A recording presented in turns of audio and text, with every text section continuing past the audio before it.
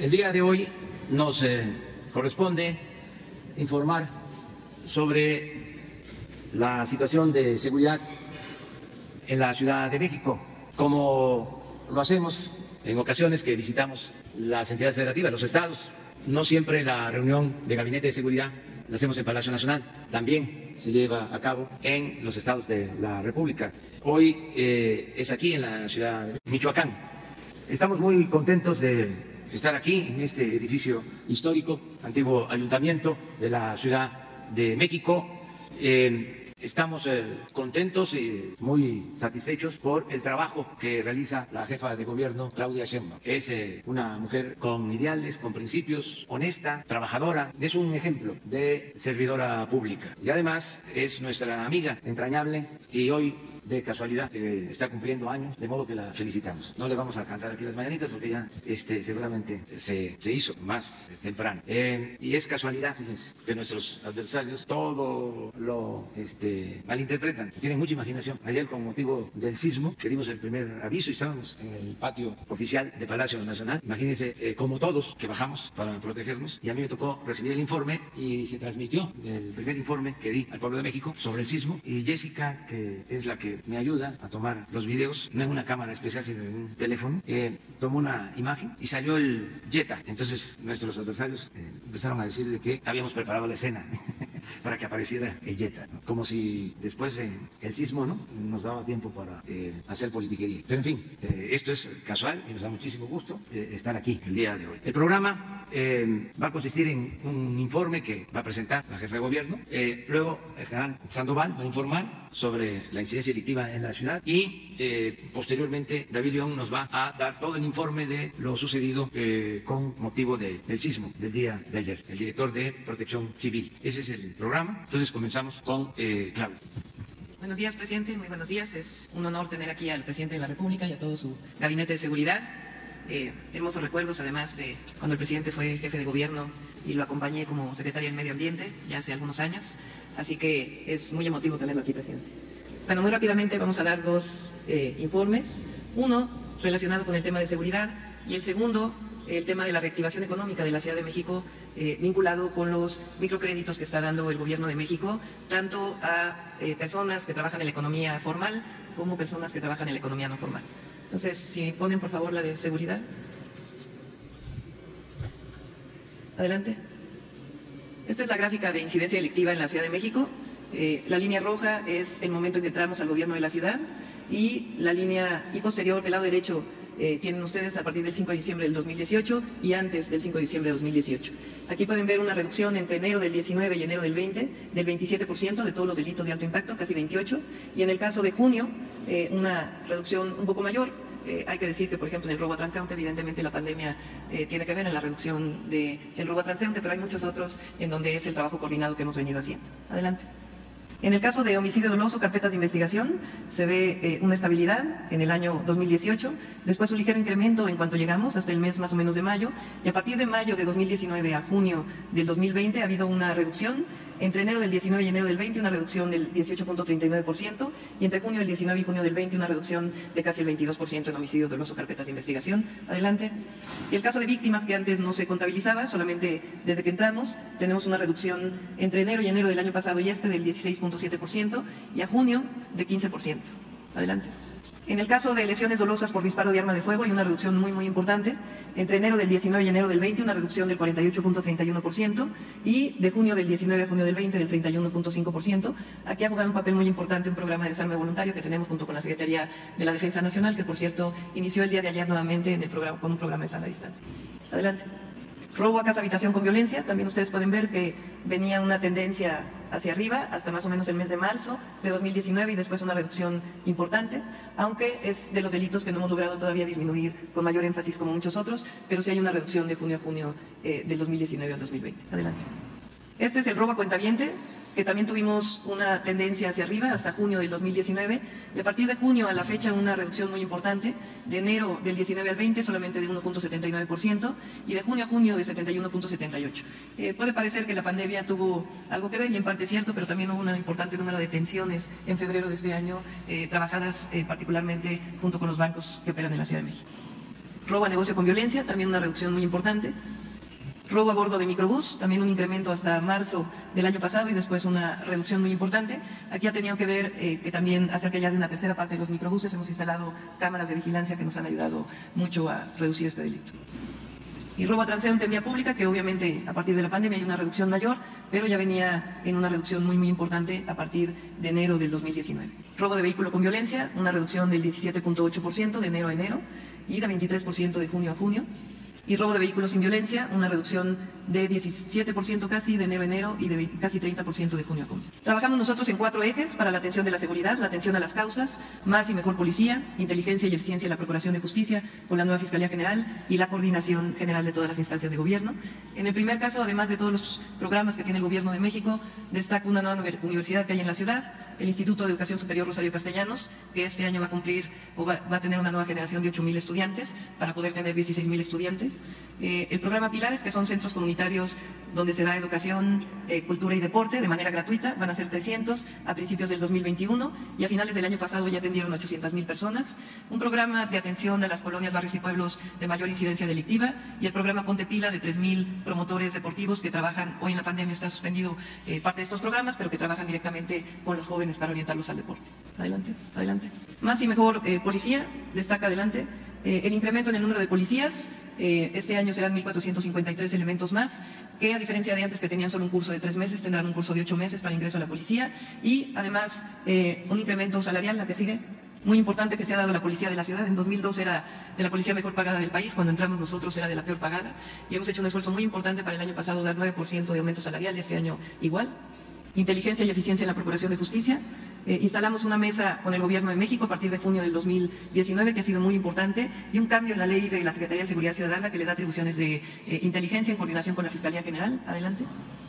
Esta es nuestra mesa de inteligencia en donde participan las distintas instituciones del Gobierno de México, la Marina, la Guardia Nacional, la Secretaría de la Defensa, por supuesto la Secretaría de Seguridad del Gobierno de México, SEDENA y también las áreas de participación ciudadana para la inteligencia social. Esto nos ha permitido realizar varias acciones que disminuyen la violencia en colonias, como 85 cateos con 124 detenidos. En particular están orientados a disminuir la violencia en distintas colonias, barrios y pueblos de la ciudad. Adelante. Y finalmente, cámaras y tecnología. Hemos instalado 30,000 cámaras nuevas en la ciudad. Esto nos ha permitido además, presidente, 13,694 puntos de wifi gratuito en la Ciudad de México y nos permite una vigilancia mayor. Adelante. Todo eso ya lo... Este es un plan operativo, esa parte ya la podemos... Finalmente, el plan de reactivación económica de la ciudad. Bueno, y la coordinación que, adelante nada más esta, de seguridad. Bueno, llevamos todos los días el Gabinete de Seguridad en la Jefatura de Gobierno, las 16 alcaldías y las 70 coordinaciones territoriales todos los días, de lunes a viernes y en el caso de la Jefatura de Gobierno, de lunes a domingo. Ahora sí, el de reactivación económica. Ahora la regla. Listo, un segundito. Igual quisiera agradecer, realmente tenemos una excelente coordinación con las distintas secretarías del Gobierno de México, particularmente en el tema de inteligencia y operación, que es en parte lo que ha permitido pues esta reducción en los índices delictivos de la Ciudad de México. Bueno, antes de que pongan, ¿ya viene? Este es el programa de reactivación económica de la Ciudad de México. Hoy estamos en semáforo rojo en la ciudad, como todos saben, pero aún así, como saben, la construcción se incorporó como actividad esencial a partir del 1 de junio y es con base en la construcción que se sustenta una parte de la reactivación económica. Pero vale la pena previamente a ello decir lo que son los programas de apoyo del Gobierno de México a los habitantes de la ciudad. En el año... Cuando el presidente fue jefe de gobierno, en la Ciudad de México se incorporó la pensión adulto mayor. Hasta 2018 se apoyaba 525,000 adultos mayores en la ciudad, con un rezago muy importante. Hoy se apoya con un apoyo mayor 844,582 personas adultas mayores, que representa una inversión de 13,000 millones de pesos en la ciudad. De igual manera, el apoyo a personas con discapacidad a 73,285. Las becas de Benito Juárez de educación básica, que es a 29,606 niños y niñas. Las becas de educación media superior, que esta es universal, a todos los que estudian en preparatoria, bachillerato público de la Ciudad de México, igual que en todo el país, que en el caso de la ciudad son apoyos a 374,694 jóvenes y en el caso de educación superior 8,126. Y se apoya a 23,600 jóvenes construyendo el futuro. Esto representa un apoyo permanente a más de 1 millón de personas en la Ciudad de México que ha permitido también este sostenimiento durante esta época difícil de la pandemia que hemos vivido. Nosotros además desde el Gobierno de la ciudad damos una beca universal a todos los niños y niñas de educación básica, que tiene un apoyo de 670 pesos bimestral al bimestre y representa una inversión de 4,824 millones. La beca Leona Vicario, que se instituyó este año a 30,766 niños y niñas. Particularmente, y quiero mencionarlo, esta beca va a abrir ahora para todas aquellas familias que perdieron a madre o padre, a los niños que perdieron un padre o madre por el caso del COVID-19. Se abre para todos ellos esta beca de apoyo a niños y niñas. Y las becas pilares de estudios de media superior y licenciatura, con una inversión total de 5.206 millones. Este es el apoyo que está dando ahora el Gobierno de México. Ya se habían incorporado a través de los créditos de micronegocios del IMSS y del crédito a la palabra del Gobierno de México alrededor de 71.964 apoyos de 25,000 pesos como créditos, que representan una inversión de casi 1.800 millones de pesos. Y el día de hoy anunciamos, ya lo había anunciado el presidente previamente, este apoyo que se va a dar particularmente a las personas trabajadores del volante, a taxistas y a personas que trabajan en tianguis en la Ciudad de México. Es un trabajo que hemos venido realizando ya hace algunos meses en los padrones. Hoy tienen ya la distribución de su apoyo, alrededor de 18,000, pero es para un total de 100,000. Para aquellas personas que no les hayan llamado por teléfono, pueden llamar a Locatel, y en Locatel se les dará una cita para que puedan asistir a un módulo para poder realizar su trámite si es que no han terminado de hacerlo, no les han llamado por teléfono, pero tienen que hacer esta llamada a Locatel. Ya hay 78 módulos del Gobierno de México, de los servidores de la Nación, instalados en distintos lugares, pero hay que hacer cita para poder llegar, para poder guardar la sana distancia. Adelante. Y nosotros hemos dado como Gobierno de la Ciudad apoyos a la pandemia, 50,000 microcréditos de 10,000 pesos, a 48,000 personas el seguro de desempleo, el apoyo básico por COVID de 1.500 pesos por 2 meses a 49,000 personas, y un apoyo adicional a mi beca para empezar de 500 pesos por niño y niña, que se ha dado ya por 3 meses y que representa 1.800 millones. Así que, como ustedes pueden ver, se está haciendo una inversión en la Ciudad de México por parte principalmente del Gobierno de México y los apoyos que estamos dando como Gobierno de la Ciudad de cerca de 28,000 millones de pesos, 28,619, 543, 184. Es una inversión histórica en apoyo a las personas más vulnerables que más los necesitan en la Ciudad de México. Y este es el programa que presentamos hoy de reactivación económica de la Ciudad de México, sustentado principalmente en la construcción y algunos empleos que se dan a partir de apoyos sociales. En el caso de obra pública de la ciudad, tenemos una inversión histórica de 25,000 millones de pesos que nos van a generar 271,034 empleos. En el caso de apoyos, 92,398, y en el caso de obras privadas, estamos con un programa especial de potenciar estas obras con una inversión privada de alrededor de 50,373 millones, que van a generar en total 546,364 empleos. La ciudad ha perdido por la pandemia alrededor de 220,000 empleos de abril a la fecha, y nosotros queremos generar a partir de este programa de reactivación 987,000 empleos, de los cuales 554,800 serán empleos directos. Muy rápidamente, para no tomarles mucho tiempo, estas son las obras que realiza el Gobierno de la Ciudad. Adelante.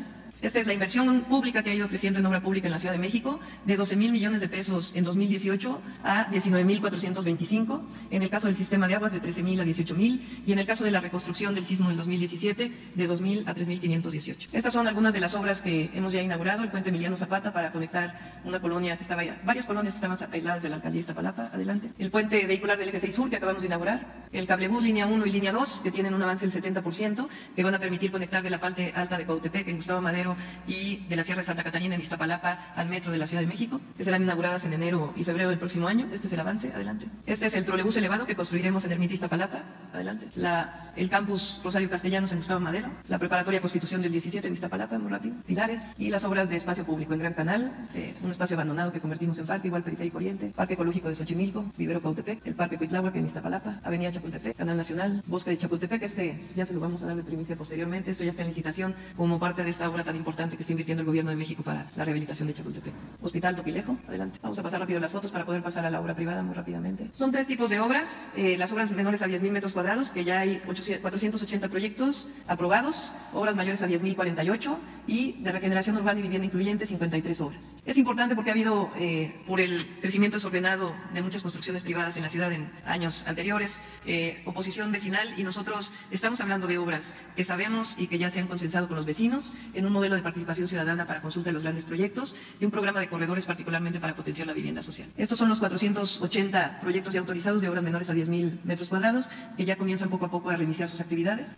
Las obras mayores de 10,000 metros cuadrados, que todas ellas ya están consensadas con los vecinos para poderse desarrollar. Particularmente vale la pena destacar 11 obras importantes en Paseo de la Reforma. Y este que es uno de los más importantes, que es la recuperación de la vivienda social y la vivienda incluyente, además de la inversión en el Instituto de Vivienda que estamos haciendo. Son 3 programas: regeneración urbana y vivienda incluyente en 13 corredores, vivienda para los trabajadores. Esto estamos aprovechando los créditos que está dando el Gobierno de México de Fobiste e Infonavit para crear este programa de manera conjunta, y vivienda popular y social. Estos son los corredores. Estos son además los programas que hemos desarrollado que nos ayudan a generar empleo. Adelante. De tal manera que este es nuevamente el resumen de la obra privada. Adelante. Y este es finalmente el resumen total nuevamente. de obra pública 129.064 empleos directos, programas diversos que generan empleo 165.000 y de obras privadas 265.000. Así que estamos 260.000. Así que estamos, a pesar de la difícil situación que está viviendo la ciudad por la pandemia, creemos que este programa de reactivación económica va a permitir la recuperación del empleo en la Ciudad de México para los próximos meses. Muchas gracias. Gracias, presidente. Permiso, señor presidente. Buenos días. En la lámina, por favor. Aquí vamos a observar que de las 16 alcaldías que tiene la Ciudad de México, identificamos como 6 que concentran el 62.35% de la población, y estas coinciden con las alcaldías donde hay incidencia delictiva, que más adelante la veremos. La que sigue, por favor. En lo que es los números de incidencia delictiva en la Ciudad de México, todos los delitos, como pueden observar, están a la baja, aunque pudiéramos establecer que este robo de transporte es el primer lugar a nivel nacional, de todos modos tiene una reducción importante. Si tomamos en consideración la totalidad de los delitos, tiene un séptimo lugar a nivel nacional, pero también van a la baja esta suma. Vamos a ver las gráficas a continuación del comportamiento. Aquí vemos el robo de transporte, cómo está con una tendencia a la baja. Aquí el acumulado anual, 12.509 eventos en el año pasado, y lo que va del año 3.045, considerando que vamos a la mitad del año. En homicidios dolosos, también una tendencia a la baja. Aquí también en el acumulado es muy gráfico esa reducción. Secuestros, que como les decía tiene el primer lugar a nivel nacional. También se ve aquí el trabajo que se ha estado realizando entre las autoridades de la Ciudad de México y las autoridades federales para poder reducir este delito que tanto afecta a la población. La que sigue, por favor. El robo a transportistas, otro delito que también va hacia la baja. Aquí lo pueden ver en la gráfica. El narcomenudeo, un delito que se mantiene más constante, pero que tiene, aquí se ve algunos aumentos, reducciones, y que en el último mes, en los 2 últimos meses había tenido una reducción. En este último, en mayo, se subió un poco, pero aquí podemos ver 6.098 casos en el 2019, y lo que va del año 2.481. Extorsiones, también otro delito de los que más dañan a la población, también está con una tendencia hacia la baja. La que sigue, por favor. Robo de vehículos, nuevamente con una tendencia a la baja, aunque tiene uno de los lugares mayores a nivel nacional. Aquí vemos el acumulado, también una diferencia enorme considerando la mitad del año. La que sigue, por favor. Robo a casa habitación, también este delito a la baja. Aquí está el acumulado. La violación, este delito también tiene una muy ligera tendencia a la baja. Aquí en los últimos meses se ha trabajado, quizá se puede identificar que es efecto de la situación de la pandemia, pero bueno, es el delito que también está con una tendencia a la baja. Tomando en consideración todos los delitos de impacto, aquí vemos lo que ya también citó la jefa de gobierno, que es una tendencia hacia la baja. Aquí tenemos el acumulado, 2019, 112.914 casos, y en lo que va del año, los 6 primeros meses, 31.789 delitos. Sí, lo que sigue, por favor. Homicidios dolosos por cada entidad federativa, considerando toda la administración, en el mes de mayo tienen un octavo lugar con 2.075 eventos, siendo la media de 1.378. Y si consideramos estos homicidios dolosos por cada 100.000 habitantes, tienen el lugar 21 con 23.27 homicidios, siendo la media de 36.88. Las alcaldías con mayor incidencia delictiva son 9 las que se han identificado. Dentro de estas 9 están las 6 alcaldías que tienen la mayor cantidad de población, donde decíamos que tiene el 62% de los habitantes. Se han presentado aquí los eventos de los homicidios, robo de vehículos, secuestros.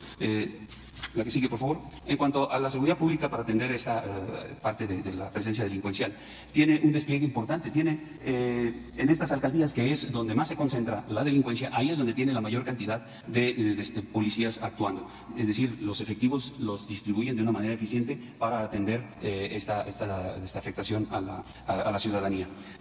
Las 30.000 cámaras de vigilancia apoyan también mucho a esta seguridad que tiene la Ciudad de México. La que sigue, por favor. En fuerzas de seguridad, aquí tenemos de seguridad federal, aquí tenemos la participación de lo que es la Secretaría de la Defensa, la Guardia Nacional con una presencia importante, 4.228 elementos, la Secretaría de Marina y la Policía de la Ciudad de México, haciendo un total de 96.256 elementos, de los cuales 94.652 son operativos, desplegados en la Ciudad de México, teniendo una presencia. Ellos participan o operan en las 6 coordinaciones de la Guardia Nacional en las que está distribuido la Ciudad de México. También se tienen 5 proyectos de construcción para el 2021. Ahorita tenemos un 60% en el avance de la gestión de predios. Se están consiguiendo, se están haciendo los trámites para poder iniciar las obras en el 2021. Y estos 5 proyectos están localizados en Tlalpan, Coyoacán, Iztapalapa, Álvaro Obregón y la Gustavo Amadero. Adelante, por favor. Los aseguramientos que las fuerzas federales han realizado, es decir, SEMAR, SEDENA, Guardia Nacional, en lo que va de la administración, aquí lo podemos ver. Quiero recalcar nada más las fuerzas de seguridad. Aquí habría que sumar toda la actividad que ha realizado la seguridad pública en la Ciudad de México. 1.176 detenidos, 782 kilogramos de marihuana, 213 de metanfetamina, 174 de cocaína. Tenemos también 285 armas, largas y cortas, 9,5 millones de dólares y 28 millones y medio, más de 28 millones y medio de pesos y 489,000 euros. Es un trabajo importante. En el robo de hidrocarburos, aquí en la ciudad hay 8 ductos, llegan 8 ductos en los cuales se hacen tomas clandestinas en estas 6 alcaldías. Hemos localizado 22 tomas clandestinas, tomas que tienen una mayor dificultad porque van pues, abajo de una infraestructura importante de la ciudad. Sin embargo, se han hecho estos aseguramientos, 6 vehículos, 375.394 litros de combustible, 12 predios y 18 personas. La que sigue, por favor. En cuanto a la atención de emergencia, la emergencia sanitaria COVID-19, la Ciudad de México cuenta con 52 instalaciones hospitalarias, 16 del IMSS, 8 del ISSSTE, 7 de la Secretaría de Salud y 12 de la Secretaría de Salud y Comisión Coordinadora, además 2 instalaciones de SEMAR y 7 de SEDENA, teniendo camas de hospitalización y de terapia intensiva. Adicionalmente, la Guardia Nacional, SEMAR y SEDENA han realizado un apoyo interinstitucional, dando seguridad a 4 instalaciones sanitarias, realizando 640 patrullajes hasta la fecha y teniendo 5 fuerzas de reacción para la atención de alguna necesidad que tenga la Ciudad de México en el ámbito de la atención a esta pandemia. La que sigue, por favor. En lo que corresponde a Plan DN3 y Plan Marina, se han tenido la participación en diferentes eventos, en lluvias, en frente frío, derrame químico, explosiones, incendios, tanto forestales como urbanos, accidentes ferroviario y vehicular, empleando un total de personal de 815 elementos con 77 vehículos. Muchas gracias. Muy buenos días a todos. Con su permiso, presidente, si me puedan ayudar con la presentación. Este es el sismo, las características del sismo que se presentó el día de ayer a las 10:29 de la mañana y 2 segundos. Es un sismo interplaca, es la interacción de la placa tectónica de Cocos y de Norteamérica. Recordar que en México hay, en este extraordinario territorio, son 5 las placas tectónicas que interactúan. El epicentro a 23 kilómetros al sur de Crucecita, esto en Huatulco, en el estado de Oaxaca. Esta es información del Servicio Sismológico Nacional.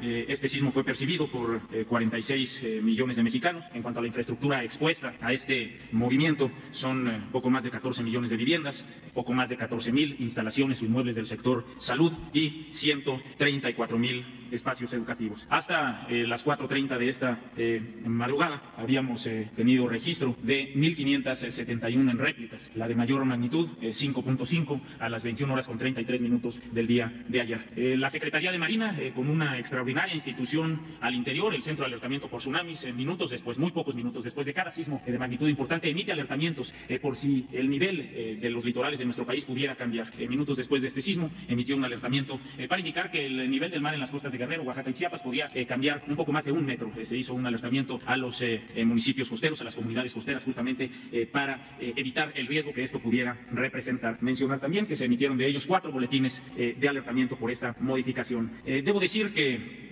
existe, como ustedes bien lo saben, un sistema de alertamiento sísmico mexicano que el día de ayer funcionó prácticamente a la perfección. Un esfuerzo muy importante del gobierno de la Ciudad de México, de distintas... Si puede frenar un segundito, ahora pasamos a la explicación.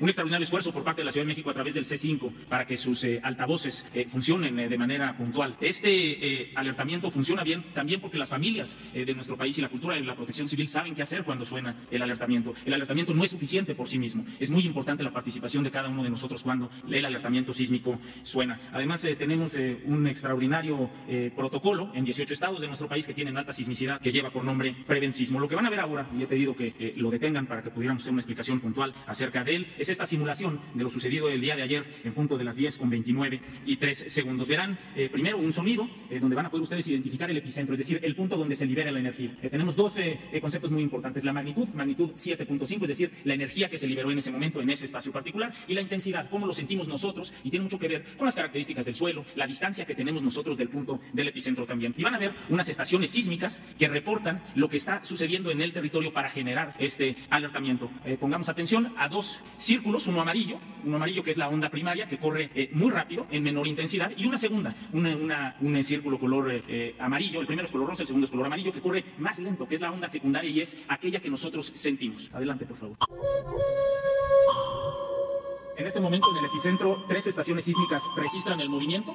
se corre un algoritmo y comienzan a detectar las demás estaciones en el territorio esta señal. El primer círculo rosa que ustedes ven es la onda primaria. Esa onda primaria corre muy rápido, pero muchas veces es imperceptible. En el extremo inferior derecho pueden ver un cronómetro. Al segundo 10 de haberse generado el sismo en el epicentro, la Ciudad de México ya había recibido un alertamiento. Han pasado 40 segundos desde la liberación de energía y apenas está por llegar la primera onda, la onda primaria, a la Ciudad de México.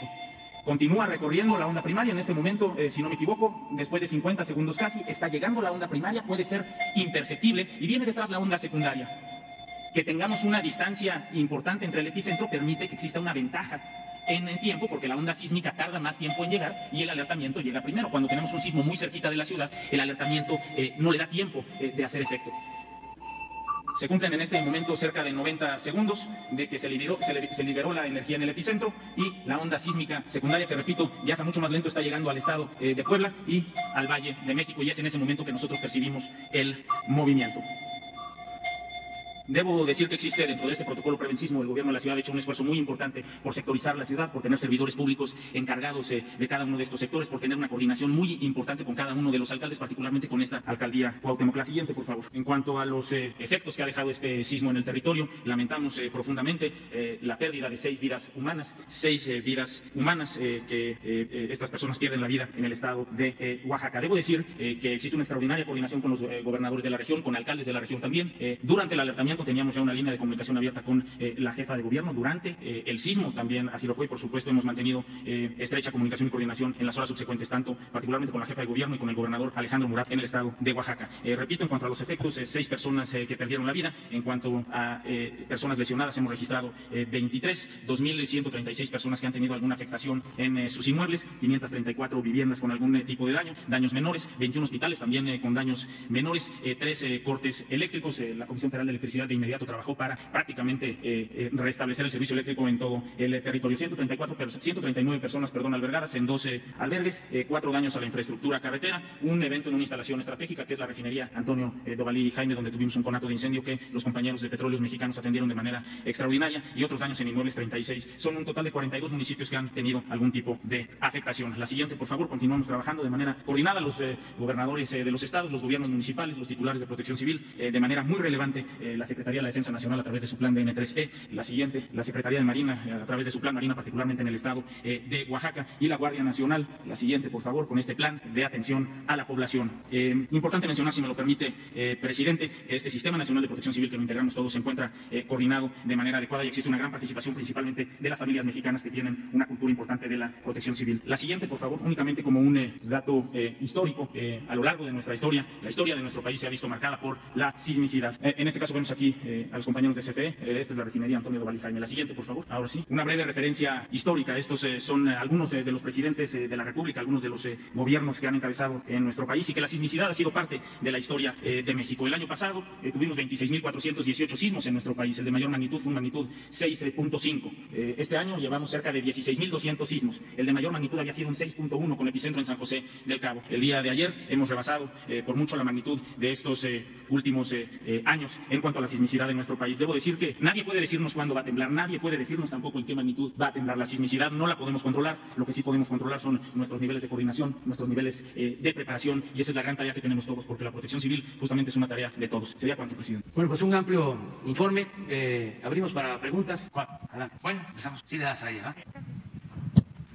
Presidente, buenos días. Shaila Rosagel, corresponsal del Grupo Gili, El Imparcial de Sonora, La Crónica de Mexicali y Frontera de Tijuana. Quiero preguntar sobre el tema de COVID, que no ha bajado en Sonora y Baja California. Además de los semáforos que se están estableciendo, si hay algún plan específico para estados, como estos 2 estados que no han logrado bajar los casos diarios, siguen aumentando. Hace 2 semanas se advirtió que Sonora seguía en ascenso. Desde que se confirmó eso, se han confirmado 2.915 casos, casi la mitad del total de los casos que hay en la entidad. Entonces, si hay algún plan específico. Y preguntarle, presidente, pues ante la pérdida de empleos que se han estado registrando, de 1 millón de puestos de trabajo en el sector formal, si hay algún plan de parte del gobierno para estos trabajadores que están perdiendo sus empleos, específicamente para los que se están quedando sin trabajo. Y si me permite nada más preguntarle sobre el informe de seguridad de Caborca y de los otros hechos violentos que se había dicho que iba a ser hoy miércoles, si ya tienen algún avance o la hora en la que se daría esta conferencia, o si hay un avance sobre aprovechando que está aquí el secretario Durazo, sobre los hechos de Caborca. Pues muy bien, mire, en el caso de la pandemia, en los 4 estados que mencionas,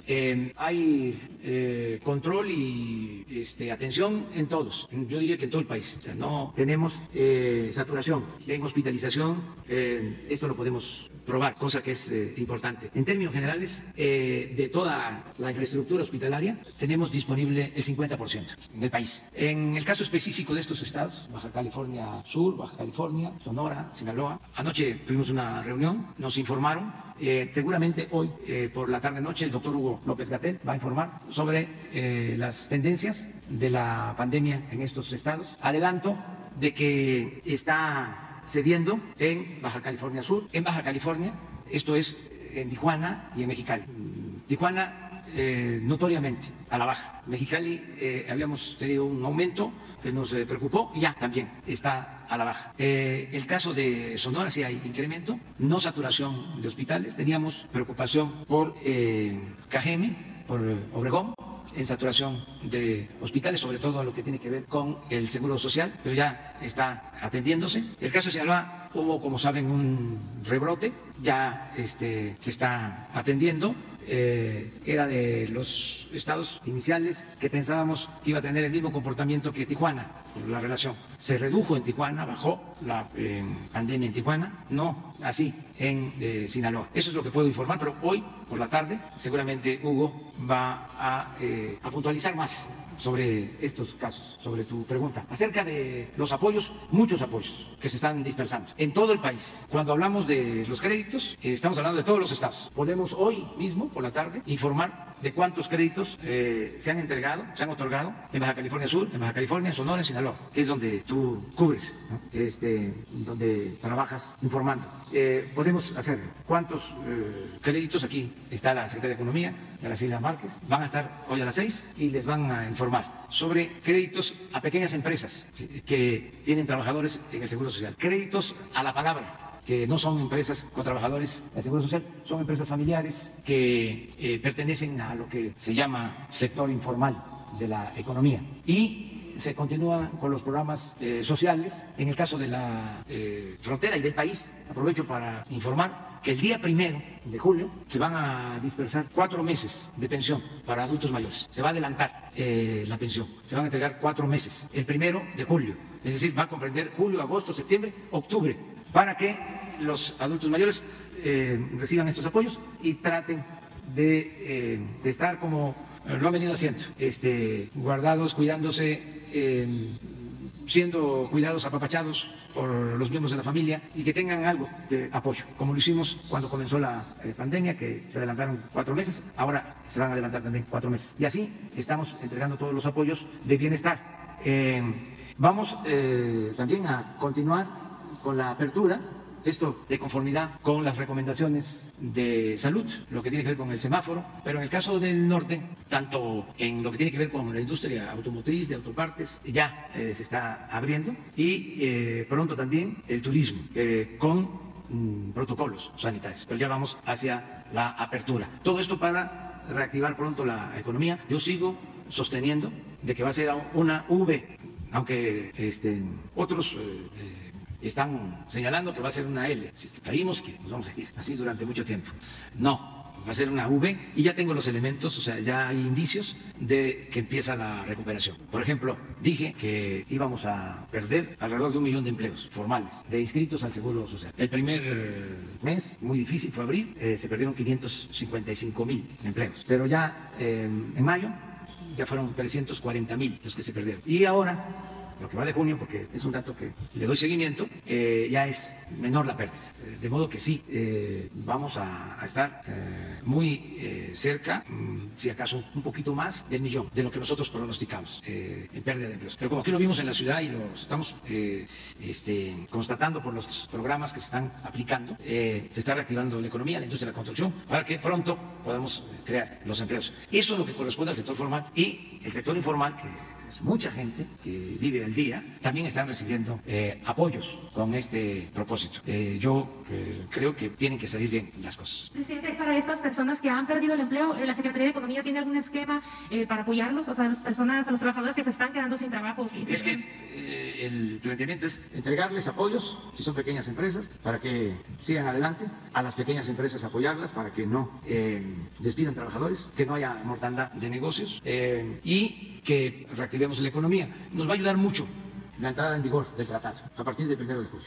Eso va a ser muy importante. Entonces, todo nuestro apoyo, estamos atendiendo a la gente. La diferencia, y es un modelo distinto, es de que antes, con una crisis, se apoyaba primero a los de arriba. Lo quiero seguir diciendo, porque los neoliberales y los ventajosos inventaron la patraña de que si llovía fuerte arriba, goteaba abajo. Si se les da a los de arriba, se ayuda a los de abajo. Pues eso ya no se aplica. Ahora es de abajo hacia arriba, porque la riqueza pues no es permeable ni es contagiosa. Entonces es ayudar de abajo a los de abajo primero, y con eso también se ayudan los de arriba. Así de sencillo. No tiene nada que ver con los planes de los organismos financieros internacionales. Por eso están sorprendidos y todavía están preguntando algunos dónde está el plan de reactivación económica.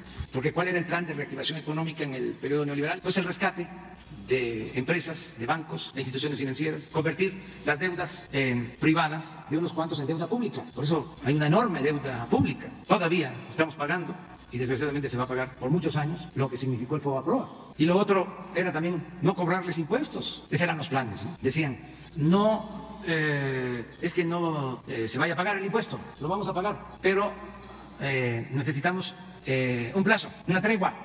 Pues esa tregua se mantenía por siempre y no pagaban impuestos. Entonces ahora no fue así.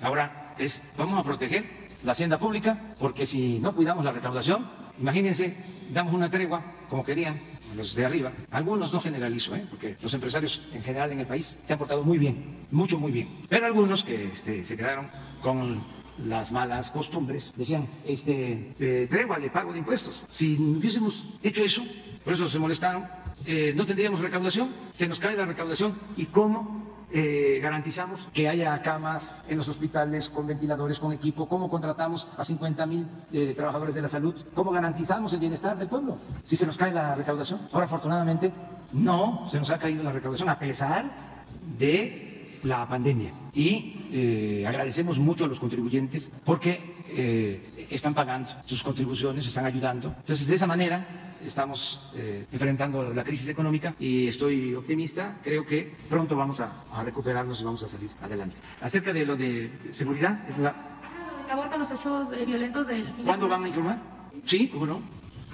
Gracias, presidente. Bueno, aprovechamos la pregunta para informarles que el día de ayer los integrantes del Gabinete de Seguridad tuvimos una reunión con la señora gobernadora.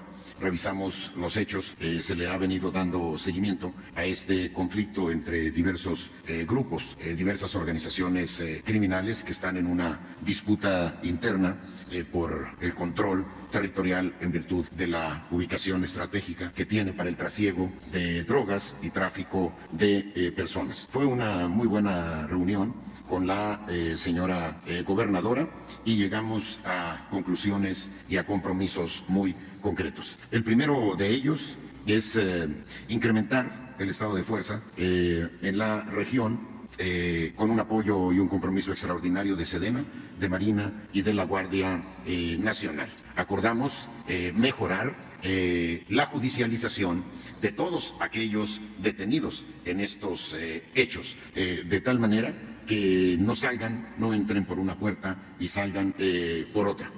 Acordamos también consolidar los servicios de inteligencia de manera coordinada con una aportación relevante del Centro Nacional de Inteligencia, de la Dirección Científica de la Guardia Nacional, de la Dirección de Inteligencia de la Guardia Nacional. El general Audomaro Martínez estará de inmediato en el estado de Sonora en una reunión con la señora gobernadora y su equipo de trabajo. Resalto que también estuvieron en esta reunión el secretario de Seguridad Pública del Estado y la fiscal general de Justicia en el Estado. Acordamos también el traslado de algunos reos generadores de violencia desde el interior de los penales, ubicados en los penales del Estado. Acordamos también mejorar la coordinación federación, estados y municipios. Aquí es muy importante la coordinación porque no requiere recursos, pero permite una optimización del esfuerzo que realizan todas las instancias de seguridad. Y finalmente, acordamos consolidar el respeto al espacio de la seguridad pública como un ámbito de neutralidad política, de tal manera que no agreguemos a las complejidades que tiene la seguridad, las complejidades inherentes a las cuestiones políticas. Este acuerdo de origen nos permitió sacar adelante por unanimidad la Guardia Nacional y ayuda mucho a optimizar los esfuerzos que juntos realizamos en todo el país en el ámbito de la seguridad pública, y eso es todo. Gracias, presidente. Gracias. Hablamos de un número de elementos, pero prefiero reservar esa información por razones. ¿Te parece bien así?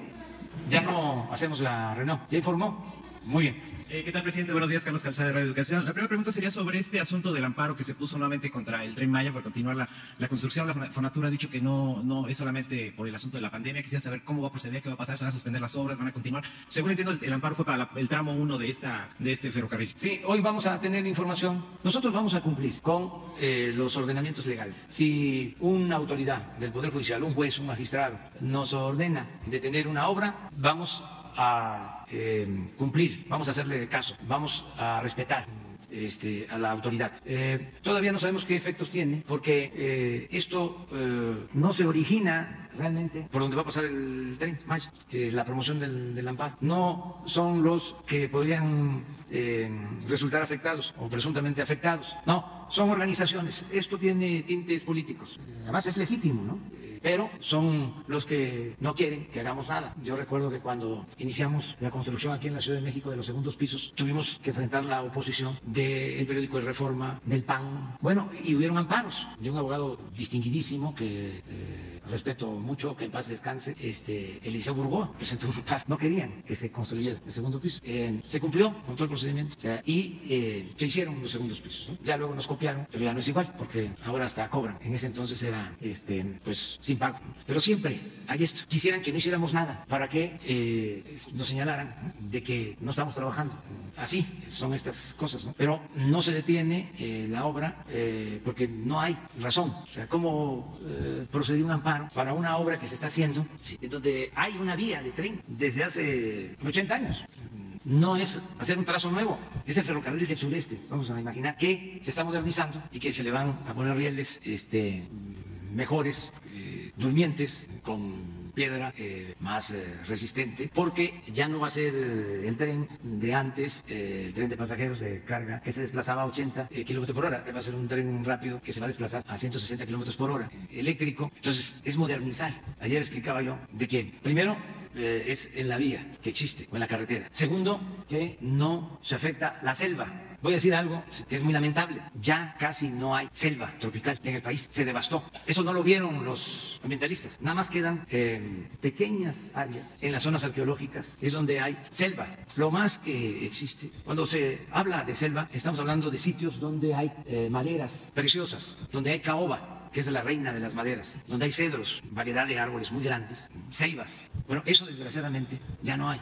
Son pocos los sitios. Entonces lo que hay es Monte Alto y acahuales. Entonces el que no tiene una idea de esto piensa que se va a destruir la selva. Yo les decía que hasta mi hijo me cuestionó. Le tuve que explicar que al contrario, se está llevando a cabo en el sureste y en el país el programa más importante de reforestación en el mundo. A ver, desafío, reto, con respeto también, ¿no? O sea, a que me digan en dónde, en qué parte del mundo, en qué país del mundo se están plantando árboles en 1 millón de hectáreas. ¿En dónde? A ver, puede ser que en Europa, ¿no? En ningún lado. Entonces, ¿cómo vamos nosotros a ir en contra de la naturaleza? Más, yo me he dedicado durante mucho tiempo de mi vida a sembrar, así como me da orgullo decir que he fundado muchas escuelas y centros de salud y hospitales, así, puedo decir, he sembrado cientos, si no es que miles de árboles. O sea, no con trabajadores, yo, porque adoro a los árboles, los amo, son entrañables. Hay árboles sagrados, por ejemplo, una ceiba. ¿Qué es la ceiba? Pues es un árbol sagrado. Los mayas decían, es fertilidad del suelo y sostén del cielo. Y así, todos los árboles tienen una historia. Por ejemplo, durante la colonia, el árbol más demandado por Europa era el palo de Pinto o palo de Campeche.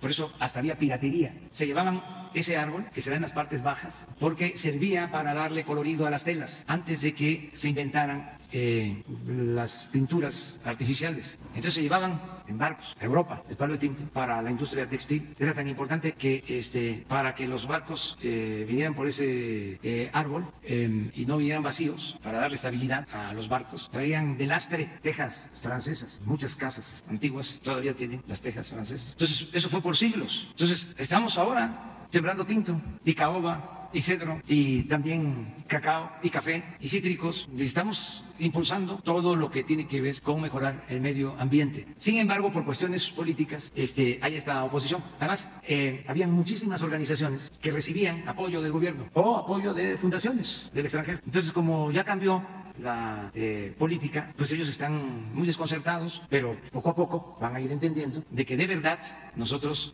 cuidamos el medio ambiente. Entonces, ¿confirmaría usted que el tren es eléctrico porque se había manejado que se había optado por el diésel? Tiene las dos posibilidades, pero va a ser básicamente eléctrico. La segunda pregunta es acerca de esta subasta por 11,000 millones de dólares que van a realizar el Banco de México y la Secretaría de Hacienda. En este contexto que usted ha mencionado de la crisis, la V de crecimiento, ¿qué efecto va a tener esta oferta de dólares para estabilizar tanto la economía como el mercado cambiario?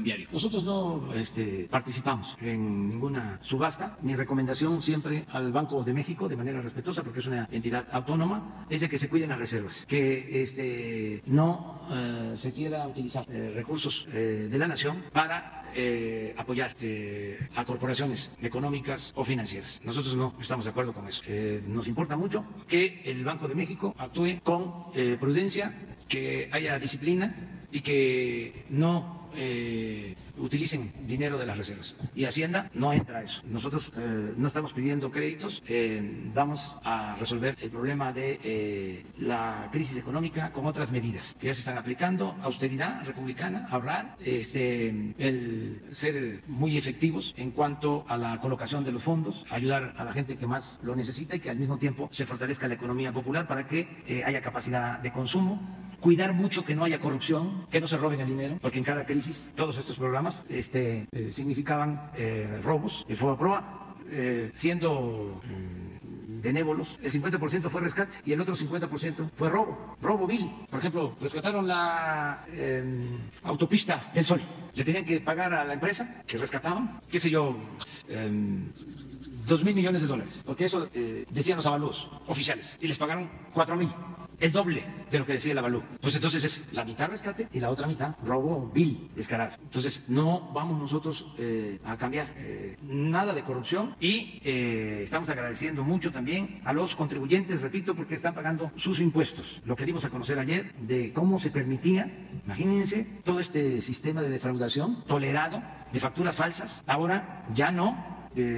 Hay fraudes fiscales. Además, ya está en la Constitución que la defraudación fiscal es delito grave, o sea que es cárcel sin derecho a fianza. La corrupción, delito grave, cárcel sin derecho a fianza. Entonces, así es que nos rinde el presupuesto y no tenemos por qué endeudarnos y podemos salir adelante con esta fórmula. Gracias. La última sería para David León, si se van a emitir declaratorias de emergencia en los municipios afectados por el sismo de ayer. Gracias. Gracias, presidente Carlos. Efectivamente, el día de ayer recibimos la solicitud del gobierno del estado de Oaxaca, una solicitud de declaratoria de emergencia para 50 municipios que seguramente durante estas horas será dictaminada. Recuerdo a todos ustedes que todas las declaratorias que la Coordinación Nacional de Protección Civil emite son dictaminadas por un ente técnico que las valida, y espero también, seguramente habría una solicitud en las próximas horas de declaratoria de desastre por las afectaciones que pudo haber a la infraestructura estatal, vivienda y a la infraestructura federal. También aprovechando sobre esto de las declaraciones de emergencia, David León, que es un funcionario de primer orden, profesional, trabajador, inteligente, tiene ya instrucciones de cuidar que estas declaraciones de emergencia no den motivo a corrupción, porque ese era otro modus operandi. Había una inundación o cualquier daño y una declaración de emergencia, y iba el dinero a los estados o los manejaba los fondos de la federación y a comprar bienes sin licitar, como es emergencia, a repagar por materiales de construcción, por cáteres, por cobijas. Muchas veces ni siquiera compraban nada y se robaban el dinero. Entonces, sí, declaraciones de emergencia, pero que le llegue a los que lo necesitan y cuidando los recursos. Quedamos aquí, Sara. Gracias, presidente. Buenos días a todos. Preguntarle, ayer el presidente Trump dijo que lo espera pronto, que va a visitar usted pronto la Casa Blanca. Preguntarle cuándo va a ser y cuáles serían los temas a tratar. Gracias. Bueno, es muy probable que vaya a Washington y me reúna con el presidente Trump. Y va a ser pronto. Nada más estamos esperando para definir el carácter del encuentro. Nosotros queremos que participe también el primer ministro de Canadá, Trudeau, y que la reunión se lleve a cabo con motivo del inicio del tratado. Es decir, la entrada ya en funcionamiento del tratado de libre comercio de Canadá, Estados Unidos y nuestro país. Ese sería el motivo de la visita. Como va a ser en Washington, pues nosotros estamos esperando que se haga la invitación del gobierno de Estados Unidos al gobierno de Canadá y que Canadá esté de acuerdo. De todas maneras, nosotros vamos a asistir porque nos importa mucho el que podamos participar en el inicio de este acuerdo, que lo considero histórico y muy oportuno, precisamente porque nos va a ayudar a la recuperación de nuestra economía y a la creación de empleos. Y además, que no deja de ser también importante, quiero ir a agradecer al gobierno de Estados Unidos, al presidente Trump en particular, por el apoyo que hemos recibido para enfrentar la pandemia del coronavirus, porque nos ayudaron a conseguir ventiladores y eso nos permitió ampliar nuestra infraestructura hospitalaria y eso se agradece. Además, ha habido de parte del gobierno de Estados Unidos y del presidente Trump una relación de respeto a nuestra soberanía. No hemos tenido con él diferencias de fondo, ha sido respetuoso y incluso ha habido cooperación. Solo menciono el caso del arreglo cuando había la intención de establecer aranceles a mercancías que se producen en México y se venden en Estados Unidos y cómo se llegó a un acuerdo, cómo se optó por la negociación en vez de decidir por la confrontación. Y también cuando nos exigían los países productores de petróleo, de OPEP y no OPEP, una reducción mayor a nuestra producción petrolera, el gobierno de Estados Unidos, el presidente Trump, aceptó que ellos asumían la reducción que le estaban pidiendo y que no podíamos nosotros aportar, que le estaban pidiendo a nuestro país. Ellos aportaron una disminución de 250,000 barriles. Entonces, sí, hemos tenido una buena relación. Entonces, por eso voy. ¿Podría ser el 1 de julio o ya es demasiado pronto? El 1 de julio no, porque el 1 de julio cumplimos 2 años del triunfo histórico, del triunfo democrático. Y ese día es muy especial. Para nosotros ese día vamos a hacer una ceremonia. Son 2 años del triunfo del pueblo de México, de elecciones limpias, libres, en donde la mayoría del pueblo decide llevar a cabo una transformación. Es realmente un día histórico que tiene que ver con la democracia en el país. Por eso ese día yo no podría salir del país. Pero puede ser inmediatamente después, porque tiene que llevarse a cabo este encuentro en los primeros días del inicio del tratado. Sí. Nosotros les informamos ya en estos días. Hoy o mañana ya se informa. Gracias. Presidente, hay un par de cosas sobre la pandemia. ¿Qué le informaron anoche en la reunión de salud? Ayer decía el doctor Gatell que se ha estabilizado la pandemia. Sin embargo, bueno, las cifras en la noche se dio a conocer que se rebasaron los 6,000 contagios por primera vez en estos días.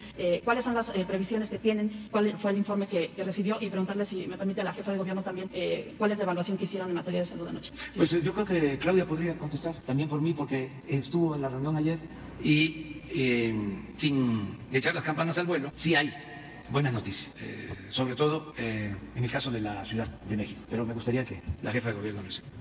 Sí, en el caso de la Ciudad de México tenemos ya prácticamente 10 días de una reducción en la hospitalización, tanto en camas generales como en terapia intensiva. De igual manera hay otros indicadores, como por ejemplo las llamadas al 911, que de la segunda semana de mayo a la fecha ha habido una reducción también muy importante.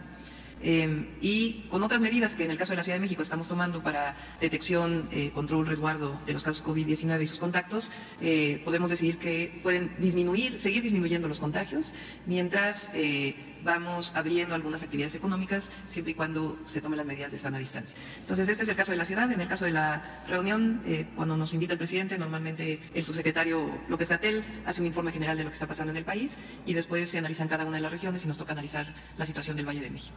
Presidente, y en esto de la pandemia, decía hace un momento que usted espera este tema económico como una V, la recuperación pronta. ¿Qué tan pronta el Fondo Monetario hoy, hace unos minutos, dice que la caída va a ser del 10.5 en este año, la caída en la economía? Y ¿En dónde? En el Fondo Monetario Internacional. Pero en México. y que la recuperación Está sería muy pesimista. y que la recuperación sería en el 2021 de 3.3. ¿Cuál sería su previsión? ¿Demasiado pesimista? ¿Usted qué? No, yo estoy optimista a partir de datos objetivos, datos reales, datos duros. Yo sostengo que nos vamos a recuperar pronto. Vamos a esperar. Se pronosticaba que iba a ser en el primer trimestre, claro, solo marzo era un mes afectado, que íbamos a caer hasta 5% y no sucedió así. Entonces, el trimestre más difícil, sin duda, es es abril, mayo, junio. Abril, mayo y junio. Y el dato más sólido que se tiene es el de la pérdida de empleos. Y repito, en abril se perdieron 555,000 empleos. Ya en mayo fueron 340,000. Ya tocamos fondo. Y en lo que va de junio hasta ayer, 85,000 empleos perdidos. Incluso ya hay días de junio en que ha habido aumento. Es decir, que se han inscrito trabajadores de nuevo al Seguro Social, o empresas que han inscrito trabajadores al Seguro Social. Entonces, ¿qué estimo para finales de junio?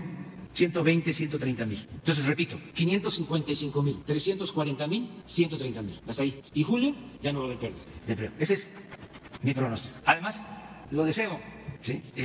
¿Cómo voy a estar pesimista? Sí, imagínense, un presidente pesimista. Eso solamente los que les ha ido mal porque se dedicaron a robar y ya no pueden.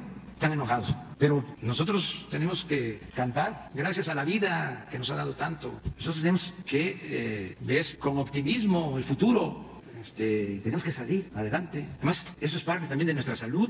Si estamos amargados, con odios, nos enfermamos. Eso no es bueno. Entre más estemos contentos, felices, alegres, nos va a ir muchísimo mejor. Hay un dicho que es muy certero: al mal tiempo, buena cara. O sea, vamos, adelante, adelante. Vamos a salir. ¿Cuántas veces México ha salido adelante? Hemos enfrentado de todo: inundaciones, terremotos, pandemias, malos gobiernos, la peste de la corrupción. Y el país está de pie.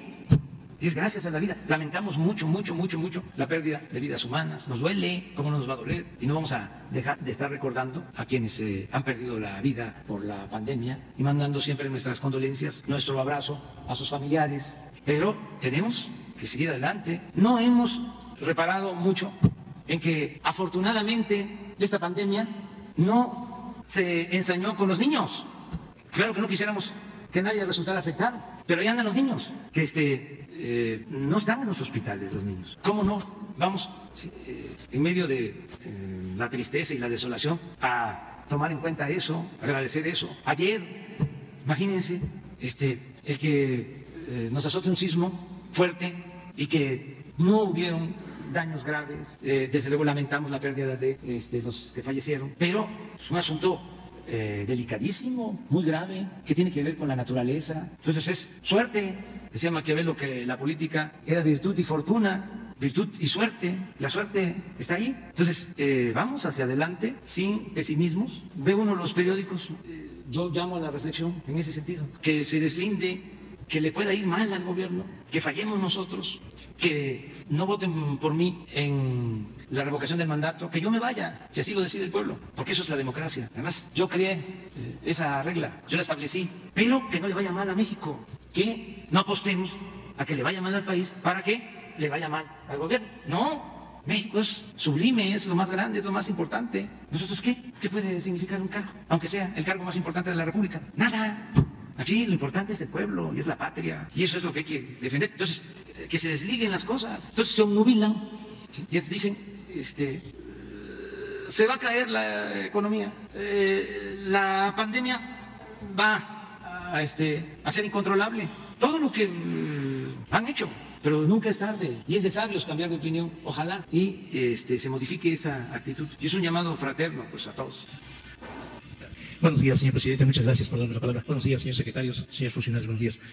El día lunes tuve conocimiento de que una persona anunciaba el pago, la obstrucción a las entradas del puerto de Veracruz. Es un asunto, me parece grave, parar a una terminal portuaria. Las entradas el día de ayer, las entradas de ferrocarril, las entradas y salidas de ferrocarril y de trailers, estuvo obstaculizada un momento. Estas dos personas es el asesor legal, supuestamente, de un grupo que se ostenta como líder de los trabajadores principales maniobristas del puerto de Veracruz. No es así, es el señor José Alejandro Pulido Cueto, y no tienen la toma de nota, no son ni los legales, es más, están acusados por despojo. Estas personas, con lujo de violencia, el año pasado se apropiaron del edificio de maniobristas, que ya han recuperado la directiva legal que tiene la toma de nota, y a punta de golpes sacaron a los auténticos. Y han estado haciendo una serie de acciones en este año también, intentaron parar el puerto, un grupo no mayor de 100 personas. El asunto es grave en el sentido que ya consiguieron, qué bueno que consiguieron una audiencia para el 15 de julio para poder plantear sus demandas que datan de 29 años, de cuando Salinas de Gortari encantó la requisa de Veracruz y la privatización de los servicios portuarios a la carga y a los buques.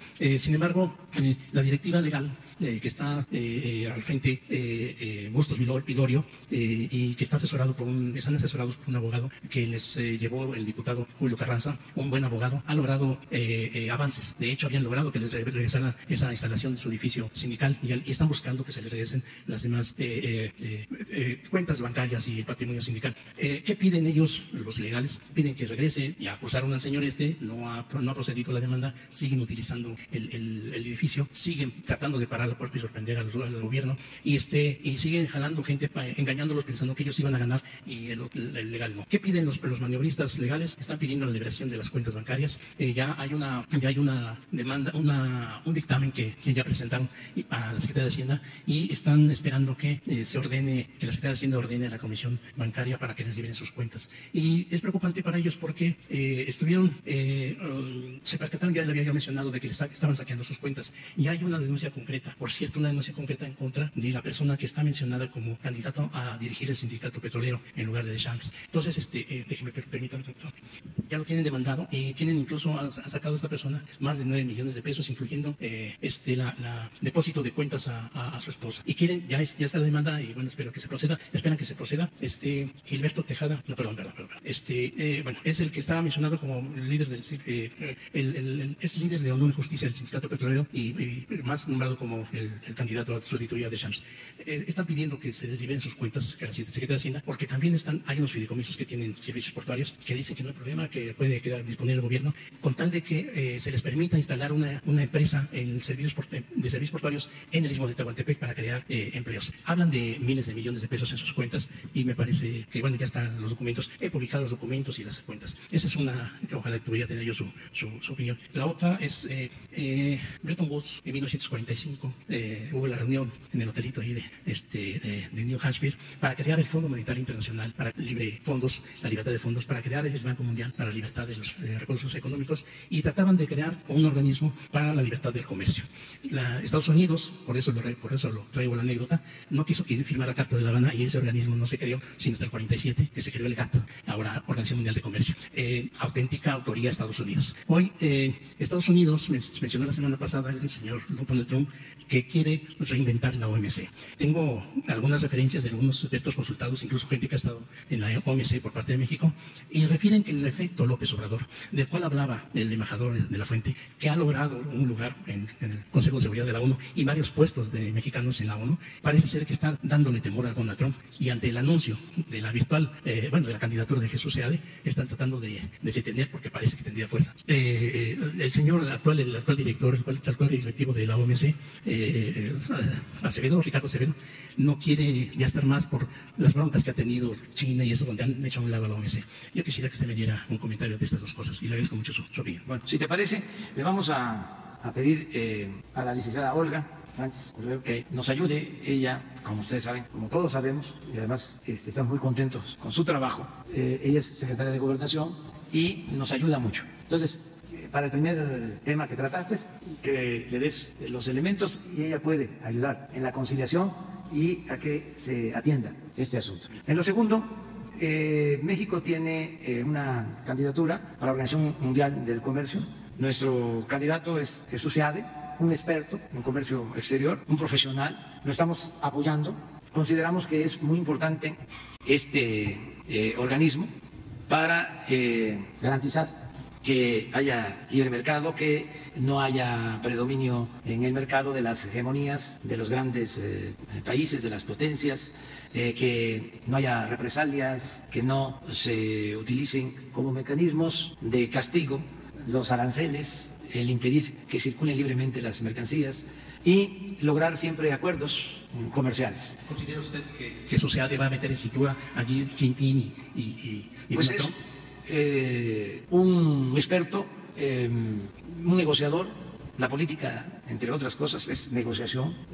Jesús tiene experiencia, no está al servicio de ninguna potencia, es un profesional, sería un juez que ayudaría a todos, que le daría la razón a quien la tenga, no estaría subordinado a nadie y este organismo se fortalecería mucho con la dirección de Jesús Seade. Ese es mi punto de vista, por eso lo apoyamos. Lo está apoyando la Secretaría de Economía de México y lo apoya la Secretaría de Relaciones Exteriores. En un mes sabemos ya sobre el resultado. Si les parece, hasta aquí, pero nos vamos a volver a encontrar. Mañana Texcoco no es muy lejos, o sea, y pasado mañana Morelia. Y muchas gracias. Vamos a ver, el miércoles no, porque es primero. Ya hice mención. Es muy probable que no salgamos lunes y martes por lo del miércoles. Además, el martes se conmemora un año de la entrada en operación de la Guardia Nacional. Entonces, queremos también hacer una ceremonia, informar sobre la Guardia Nacional, que está ayudándonos mucho en todos lados. Muy bien, muchas gracias. Queda pendiente.